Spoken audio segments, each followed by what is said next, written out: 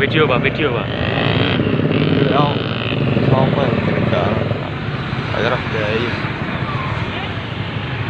Viral di media sosial video joki balap liar kena bogem mentah pemotor gara-gara melakukan start di jalan raya dengan kondisi padat kendaraan. Video ini diunggah oleh akun Instagram @balapgubuk pada tanggal 11 Mei tahun 2021. Dalam video tersebut, terlihat dua orang joki balap liar menggunakan Suzuki Satria F150 ingin melakukan start. Sesaat setelah start, salah satu joki menyerempet pemotor di sampingnya yang sedang berboncengan.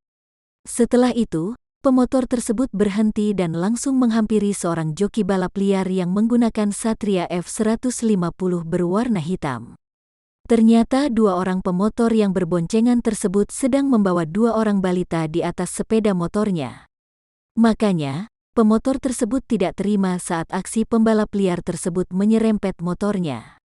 Ya, bisa dibayangkan jika pemotor yang membawa dua balita tersebut terjatuh akibat aksi joki balap liar tersebut. Postingan ini juga menuai komentar dari para netizen.